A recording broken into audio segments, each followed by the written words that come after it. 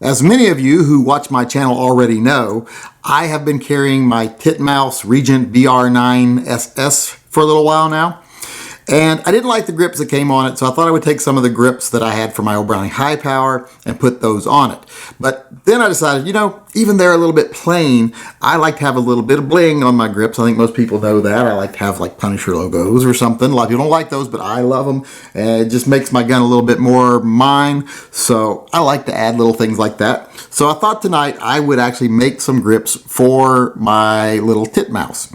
I couldn't find any I really liked that I could get in any time frame that is acceptable to me because I'm very impatient. So I thought I would make my own tonight. What I'm going to do is I'm going to make one set here with a Deadpool logo and another set with this Harley Quinn logo, which I really love this little skull logo here for Harley Quinn. So this one's going to be trouble though. This one's going to be easy. I'll show you how I'll do this one here in a second, but this one's going to be harder, so we'll save that one for last. But first, let's do this one. So all I had to do for this one was find a drill bit that's the same size as the actual medallion. Just took my calipers, measured the little medallion, and then I went and found one of my bits here that will sink the same size hole into my grips, and then I will just pop that little doodiggy, that little emblem down into the grips. Oh, FYI, the little emblems I'm using to put in the grips, they're actually lapel pins. They're little pins here that you can put on either with you can put them on a necklace or you can just pin them on. And because these things are on the back of it here, I got to get these off first before I can actually sink them into the grips. So all I do is I just snip those off and then file it down flat.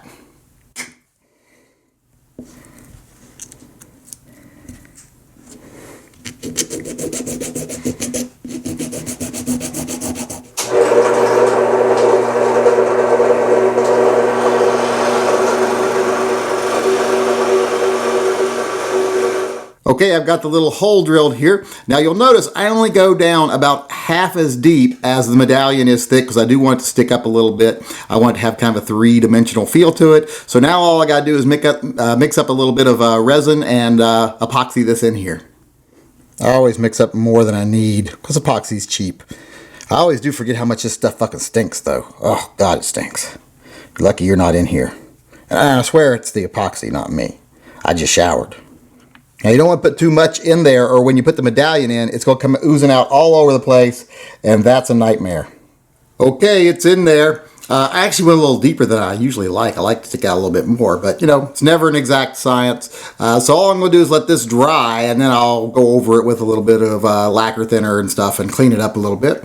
But this one is ready to go. So now let's move on to the difficult one.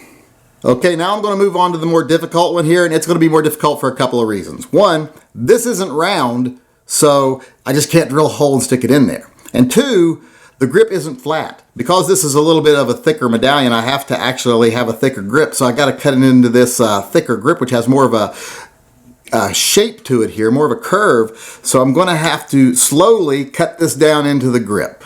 And what I'm going to do first is just trace around the main part of the medallion here that actually touches the wood. And then I'm going to take a little wood carving set and cut that out. And then kind of seat it again and get it to where these pieces are touching then. And then trace around them and sink it a little further. It's going to be a long process, so let's get started.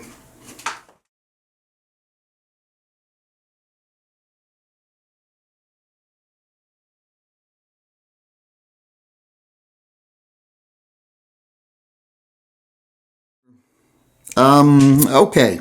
Now that I have been reminded of why I should probably not be left alone with sharp objects, I am bleeding from almost every finger and my palm now, I'm going to put a pin in this.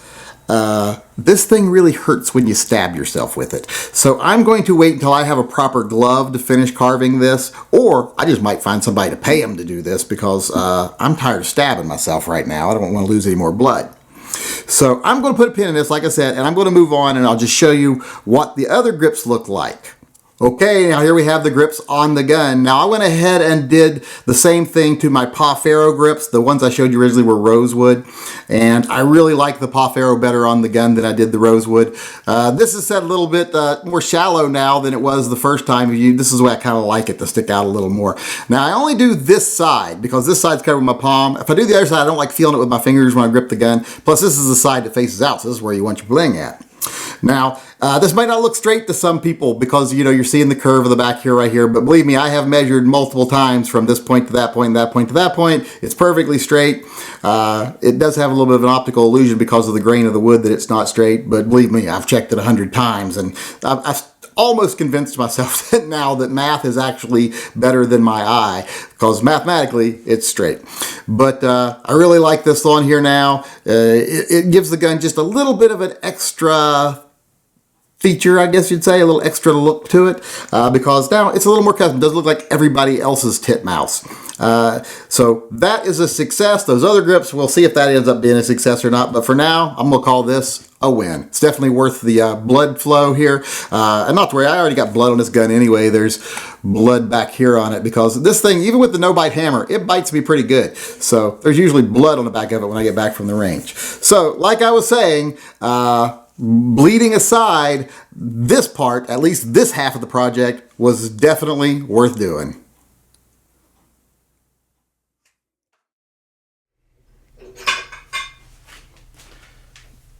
Ouch. Oh, fuck.